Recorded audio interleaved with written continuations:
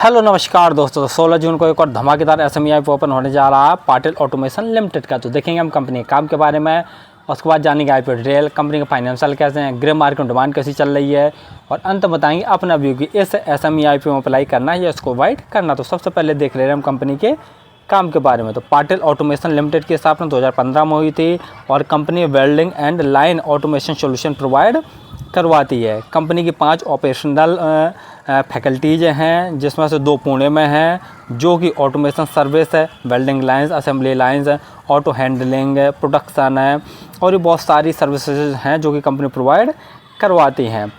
Company के portfolio में देख लिया जाए तो यह robotic welding systems, spot welding system, arc welding system and resistance welding system, automated car body system, assembly lines and engine and transmission assembly system, electric and electronics assembly lines है। साथ साथ में यह है robotic genetic and pick and place system, automated guide vehicles, vision infection system, leak testing machine, और भी बहुत सारी सर्विसेज हैं जो कि कंपनी प्रोवाइड करवाती है और इन प्रोडक्ट को कंपनी मैन्युफैक्चर करती है। कंपनी अपने प्रोडक्टों को 10 से अधिक स्टेट्स में सप्लाई करती है, जैसे महाराष्ट्र, हरियाणा, कर्नाटक, गुजरात, मध्य प्रदेश और तमिलनाडु में। मार्च 2025 तक कंपनी में कुल 244 परमानेंट एम्प्लॉय काम कर रहे थे और जो 256 एम्प्लॉय थे वो कॉन्ट्रैक्ट बेस पे थे। तो कंपनी का काम तो ठीक ठाक है। और आईपीओ डिटेल जानने से पहले हमारे चैनल को सब्सक्राइब जरूर कर लें ताकि आपको समय समय पर आईपीओ संबंधी जानकारी और एसएमई आईपीओ संबंधी जानकारी मिलती रहे। चलिए अब देख ले रहे हैं आईपीओ की डिटेल के बारे में। आईपीओ 16 जून को ओपन होने जा रहा है और 18 जून तक ये ओपन रहेगा। प्राइस बैंड 114 रुपये से 120 रुपये पर शेयर रखा गया है। तो हमें 120 रुपये प्राइस बैंड भरकर ही इस एसएमई आईपीओ का अप्लाई करना। लॉट साइज 1200 शेयरों का रखा गया। टोटल यूज साइज 69.6 करोड़ का रखा गया है, जिसके तहत पूरी की पूरी फ्रेशर्स वर्तन जारी कर रही है। अलॉटमेंट 19 जून को आपको पता चल जाएगा। यदि आपका आई प्लॉट नहीं होता है तो 20 जून तक आपके पैसे रिफंड वापस आपके अकाउंट में आ जाएंगे। लिस्टिंग डेट 23 जून रखी गई है। रिजर्वेशन में क्यूआईबी के लिए 50%, रिटेल के लिए 35% और एचएनआई कैटेगरी के लिए 15% का रिजर्वेशन रखा गया है।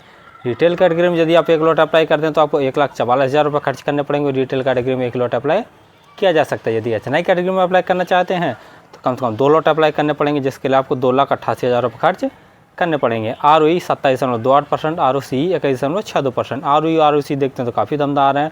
डेप्ट टू इक्विटी 0.43, यानी 1 से कम, ये भी कहीं ना कहीं प्लस है। PE 22.38। PE वाइज थोड़ी सी महंगी वैल्यूएशन पर अपने आईपीओ को लेके आए हैं। बाकी जैसा फाइनेंशियल देख रहे हैं तो आलमंड सभी के सभी करोड़ में दिए हुए हैं।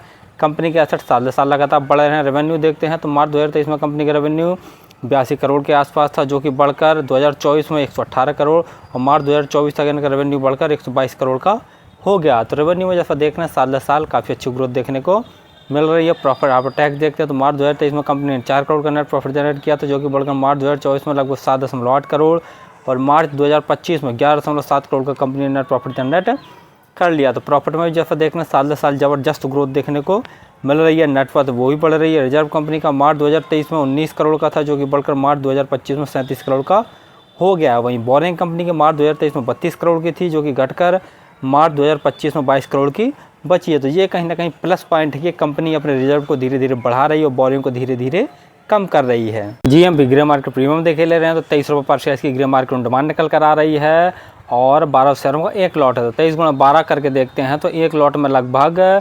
27,600 रुपये जैसा प्रॉफिट निकल कर आ रहा। परसेंट वाइज देखा जाए तो लगभग 19% जैसी इसकी ग्रे मार्केट में डिमांड निकल कर आ रही है। फाइनली हमने देखा कि पाटिल ऑटोमेशन लिमिटेड का मेनली काम welding and line automation solution provide करवाना, यानी वेल्डिंग और लाइन ऑटोमेशन से रिलेटेड जो भी मशीनरी होती है उसका कंपनी मैन्युफैक्चर करती है। जैसा हम बता ही चुके हैं कि इनके पोर्टफोलियो में robotic welding system, spot welding system, arc welding system, resistance welding system और भी बहुत सारी शामिल हैं। तो कंपनी का काम तो ठीक ठाक है, सदा बाहर वाला है और डिमांडिंग वाला। दूसरा, कंपनी की जैसा फाइनेंशियल देख रहे हैं तो वो भी बहुत दमदार है। साल दर साल रेवेन्यू में काफ़ी अच्छा ग्रोथ देखने को मिल रहा है और प्रॉफिट आफ्टर टैक्स में भी काफ़ी अच्छा साल देखने को मिल रहा है। रिजर्व भी कंपनी धीरे धीरे बढ़ा रही है और बोरिंग भी धीरे धीरे कम कर रही है। तो ये प्लस पॉइंट है, लेकिन कंपनी के ऊपर थोड़ी सी बोरिंग ज़्यादा है।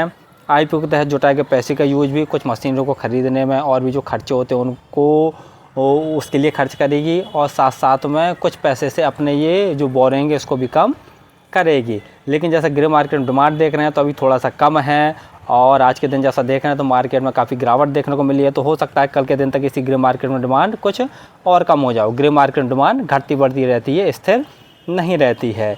तो फिलहाल तो मेरे हिसाब से यदि आप इस SME में अप्लाई करना चाहते हो तो लास्ट डे ही अप्लाई करें।